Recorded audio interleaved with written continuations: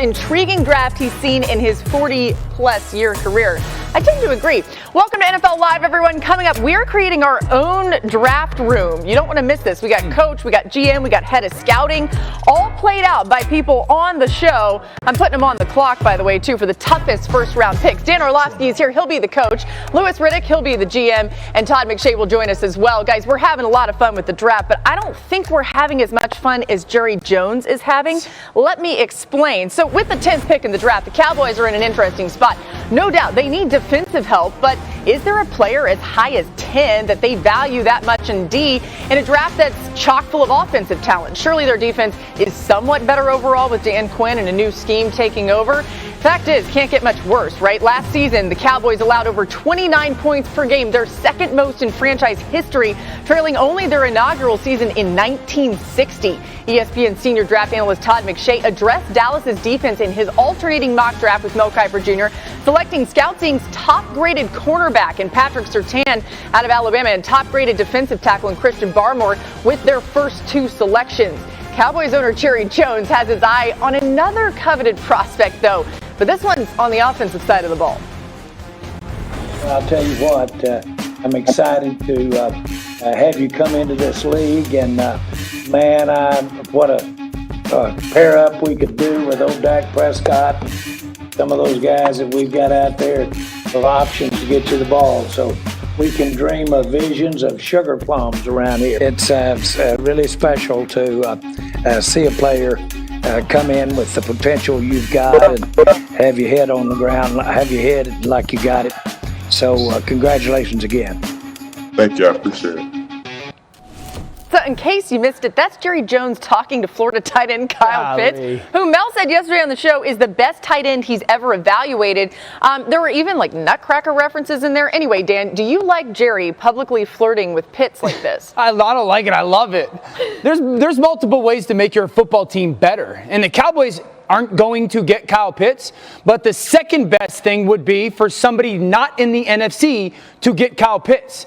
And there's a team at 4, the Atlanta Falcons, who have number 4 selection, right? So maybe Jerry's flirting and the enticement that he's putting out there of adding Kyle Pitts to the Cowboys, like forces, I don't know, the Dolphins to go from 6 to 4 to go get him, or the Chargers to jump all those NFC teams, because at 7 is Detroit, and 8 is Carolina, and 10 is Dallas, but 11 is the Giants. Like, he doesn't want him in his conference. So maybe you force the Chargers to go all the way up to 4 to go get him. So I love it from Jerry Jones, just realizing as long as the teams that we're going to have to play consistently don't have Kyle Pitts, since we're not going to go get him, that's the best thing that could happen to our organization. Yeah, Louis, I mean, we know that Kyle Pitts is not going to be there at number 10, but what do you think the Cowboys should do when their pick comes around in the first round?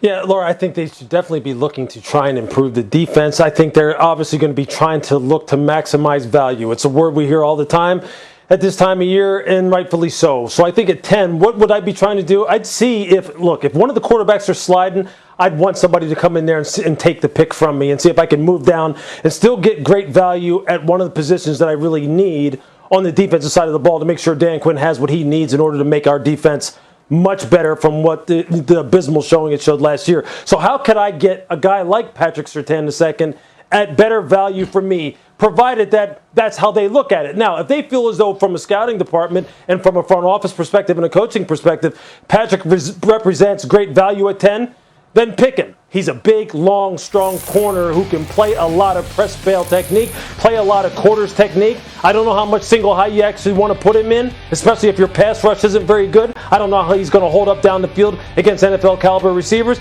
but we'll see. But if they think he matches up perfectly, then take him at 10, especially if you can't get out of there. If you can move back and get him, that's what I would try to do. I would make sure I try to bolster the defensive side of the football at a good value selection. Yeah, Todd McShay, I mean, in one of your recent mocks, you've got Patrick Surtain going to the Cowboys. And as I was saying off the top, it's like you look at the defensive prospects in this class and you say, are they worth that 10th pick? But in your mind, Surtain's a fit there. Anything else that you'd throw in here with the Cowboys in that 10 spot?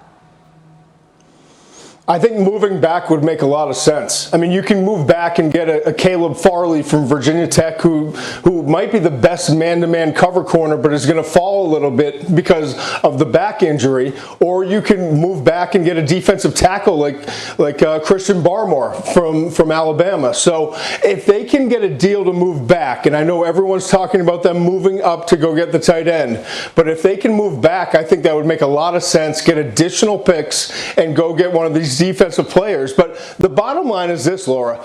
When you have 5 quarterbacks that we all believe are going to go very likely in the top 9 picks, and you got 4 pass catchers, including Kyle Pitts from Florida, these defensive players are all going to get pushed back. Yeah. And there's a lot of really good players from the edge rushers to the corners.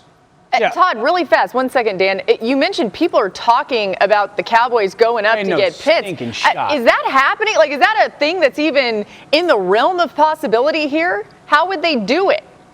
I would do it if you could, if you didn't have to give up too much. But think about how much like you're talking about quarterback value. It's like 2 first-rounders you're going to have to give up in the future to go up and get Kyle Pitts. And I love Kyle Pitts. I think he's a once in a decade at least, maybe 2-decade type of tight end coming out of the college ranks. But it's just going to cost so much to go up and get him. That's why I think they're better off staying at 10 or moving back. Yeah. The Cowboys fans, don't get your hopes up. You're not getting Kyle Pitts, okay? Like, first of all, he's not making it to 10. Second of all, if your organization trades all that draft capital to go up and get Kyle Pitts, you guys are going to lose every game 55-56 because your defense will be terrible for the next 5 years. You're not getting Kyle Pitts.